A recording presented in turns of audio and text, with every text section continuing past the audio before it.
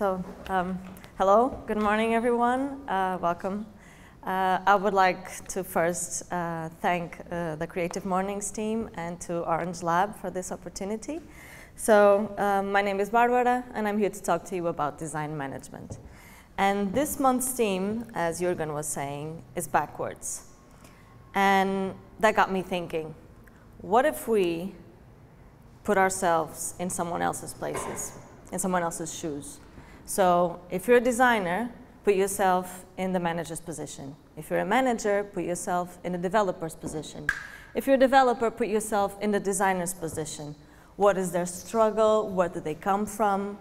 Do they share the same attributes as you do? Are they completely opposite to you?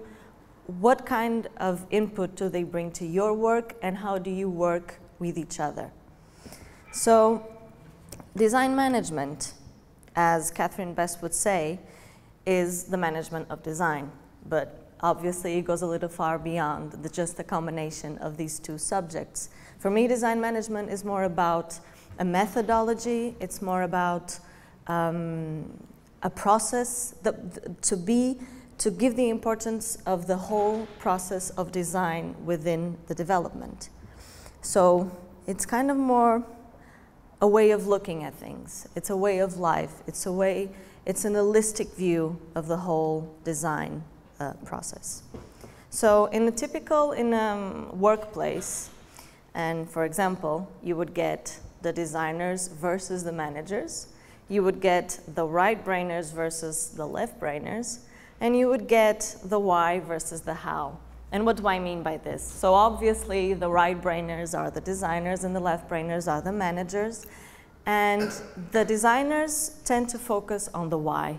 The designers tend to focus not on answering the question, but questioning the question itself. So they like to go deeper. If you know the work of IDEO, sometimes they just don't like to face the problem that is presented. Sometimes they go even further. Is the problem asked the real problem? Is there something deeper that we should worry about? And as for managers, they tend to answer the how. They have timings to complete, they have clients to answer, so it's very keen for them, it's very important for them to be quick, to have a quick answer. So they don't get time to as designers, to pursue the why of the question. They need answers quick because they have a client to answer to. And what happened to me, what I realized is that sometimes designers and managers have trouble speaking the same language. And sometimes it's because it just so happens. Sometimes, as it happened to myself, it's because they're even placed, physically placed in the workplace on the opposite sides of the workplace. So they don't even, if they want to, they don't even mix because they're just placed in different sides of the organization. So to tell you just a little short story about myself, I worked in 7 years for an advertising agency, for 2 advertising agencies, and I know it's not a long period, but it's not so short either, believe me. And I had the opportunity to work as a designer in the creative department. I had the opportunity to briefly work as an account manager in the sales department, and mostly as a DTP designer, and at last as a graphic production assistant in the production department. So what happened to me was, because I had this experience, I could easily see the whole process I was talking to you about, that holistic vision of how it happened throughout the different departments. And that made me even more aware of this communication problem that I was talking to you about, because it was it was clear that while I was in the creative department, I would feel that the managers were speaking a different language, and vice versa. While I was in the sales department, sometimes I knew I could hear the other managers talking about the design work, and they really didn't know what to talk about it, how to talk about it, and even to explain it to the clients. And that's a big issue, and that made me very uncomfortable. How in a workplace where we should work together do we have such a big problem to deal with? So I decided to go back to school, and I decided to look for something that could solve this problem. And then I came to design management, which put together design and management, so I thought, hey, maybe this is the answer. And when I went back to school, I started post-grad, and then I followed up with my thesis.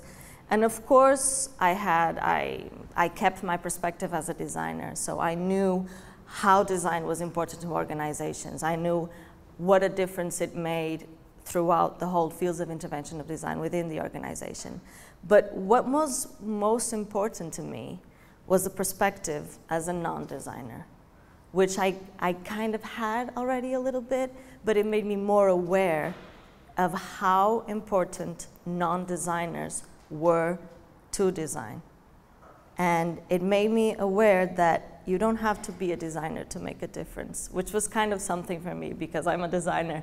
But it was kind of cool in a way because it will come together, it comes together, it makes sense. So it really felt like it was the answer to my problem.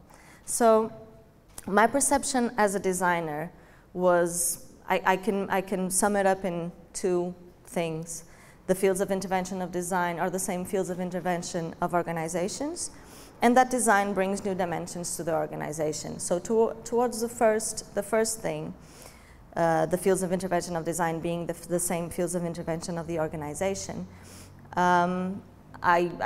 most of you can probably relate to this, whether you're a designer or a non-designer, because you can find corporate identity, communication, products and or services on environments within a design perspective or within a non-design and designer perspective. So if you have a business, you would need, if not all, at least one of these fields. And if you're a designer, well, you probably want to do the whole thing, but sometimes you just focus on corporate identity, or sometimes you just focus on a particular product if you're a graphic industrial design.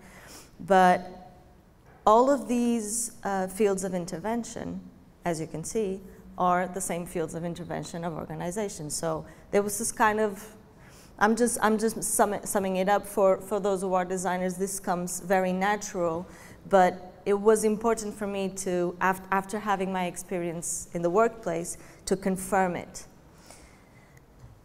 And then to these fields of intervention of design and then the organization, design brings new dimensions. So to each one of them, we hope, we aim as designers, that each of them has a function, a structure, and a meaning. So these are three dimensions that design, if worked correctly, can fulfill the fields of intervention. So it's a pragmatic, a synthetic, and a semantic dimension that design brings along. So my perspective, okay, so again, whichever the field of intervention of the organization, you will unequivocally find a field of intervention of design, okay? So my perspective as a non-designer was, as I was saying, a little bit more important to me, okay? It was the other side. It was putting myself on someone else's shoes. So design is too important to be left to designers alone, and you should always reframe the question and think backwards. So this is a quote from Angela Dumas, and it was very cool because in the Service Design Jam that happened this year, they made some bags, and this was the quote that was on the bags. And I was very happy because this quote is very important to me. This quote talks about silent design. Silent design is something that Angela Dumas and Peter Gorb talked about, and it talks about all the decisions all the design decisions that are made by non-designers. And it's okay. It's okay that there are non-designers taking design decisions. We as designers have to embrace it and make it part of the whole work. So when I'm talking about, when I say we should think backwards and always reframe the question, I don't know if you've seen The Dead Poets Society, but it's kind of a pop movie. So if you don't remember the movie right along, you might remember the Robin Williams, while he has the students and he's going carpe diem behind them. That's a very big scene. But this is not the scene I'm talking about. This scene is where Robin Williams, John Keating, he makes the whole class step up one by one in his desk and take a look at the class from a different perspective, okay? And this is what he says. Just when you think you know something, you have to look at it in another way. Even though it may seem silly or wrong, you must try. So as a designer or as a manager, put yourself in someone else's shoes. Even if it's silly, even if it's wrong, even if you don't even want to mind about this, this is something that it's not your problem. Just do it for a second. Where did they come from? What is their struggle? Can you help them? Can they help you? Try to bring it close. Try to look at things in a different way rather than your own way. Of course you have your own problems to deal. Of course you have a ton of things to think about, to worry about. But take a second to think in and where the other person is coming from. This was very clear to me one time while I was working as an account manager. I got this phone call from a client, and he was giving me feedback on a project, and it was the most horrific, disturbing feedback I had ever got. And it wasn't even about my work. It was the work of a designer within the advertising agency. But I felt blocked. I really didn't know how to answer to this client. It was very disturbing. I really blocked like I'm blocking now. And what I came to realize at that time, it made me very clear how important the work from account managers was, because they kind of created a filter to the designers, because they were there to protect us from all these disturbing feedback from the clients. And I know if you work as a freelancer, you might or might not get that, but in an advertising agency, for me, that was brilliant, because that made me kind of keep my inspiration going without having it held down by a disturbing comment from a client. So the other day, Mike Press, which as Rachel Cooper and João Branco, he's one of the gurus of design management. On Twitter, he asked, "Tell me in a tweet, how would you define design leadership?" And I replied, "It's like being a captain of a ship, focused, organized, and most importantly, part of the crew." So it's important to be focused, it's important to be organized, but for me, again, most importantly is to be a part of the crew. So you're in a ship, maybe it's my Portuguese sailing background talking, but for me, it's all about how everyone's important. Everyone can make a little difference. You can. It doesn't really depend on what type of work you do. It really depends more about your attitude towards stuff, towards communication, towards talking to other people. So to me, design management is about collaboration. Design management is about not thinking of the imposition, the limitations that the managers or the other non-designers do to your work as limitations. It's to think of them as a path, so that you know where you both should sail. Okay? Design management is about co-authorship. This is not my term, this is a term from João Branco and Conceição Lopes and Rachel Cooper. Co-authorship, it's to me a beautiful way to put it. So think of the person, of the people you work with as authors by themselves, and think of the input they can bring to the work. And design management is about integrating this interdisciplinary nature of design within the organization. So design, it's still important, but the nature, its interdisciplinary nature is far out the most important thing about design, okay? So, to be perfectly honest, it's about human skills. That's what I came to realize when I started, at the end of my study. I had the opportunity to interview the 6 of the DME award-winning Portuguese organizations. So the DME stands for Design Management Europe. There's also Design Management Institute, and these institutes tend to give the right importance to design management and to make it more approachable to everyone else. So these are the 6 design award-winning Portuguese organizations that won the DME. And what I came to realize was that it's not just about the process, as I first start talking about. It's not just about giving the right importance to the design within the organization, being in which level you are talking about. But it's about an inspiring individual. It's kind of as simple as that, because from all the people I interviewed on these organizations, there was always either the person I was interviewing, either talking about someone else. It was always about a particular person contaminating all the others in coming together, in giving feedback, in receiving feedback, in listening, in forgiving, and not being afraid to make mistakes and to do it all over again. Oh, it's wrong, let's go to the starting point again. It's not being afraid and to be okay with having mutual respect for everyone. And as I was saying, to give the right authorship to the other person you are working with. And another important thing was that some of these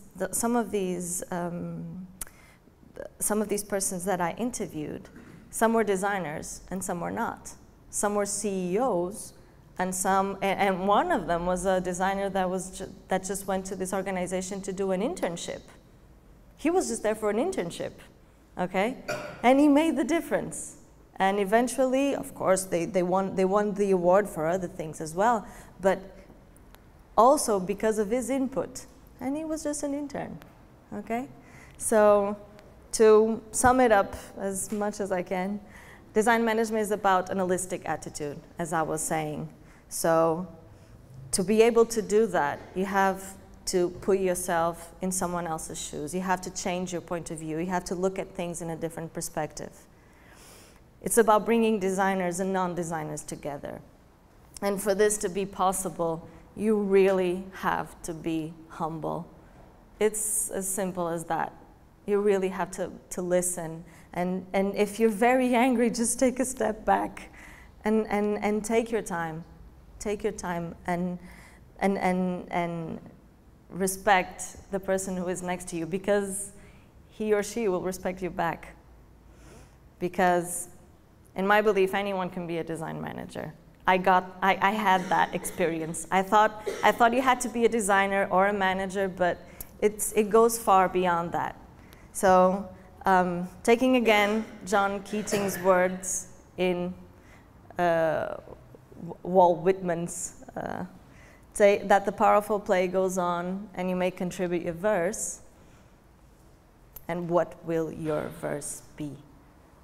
Okay, so have a nice day. Thank you very much.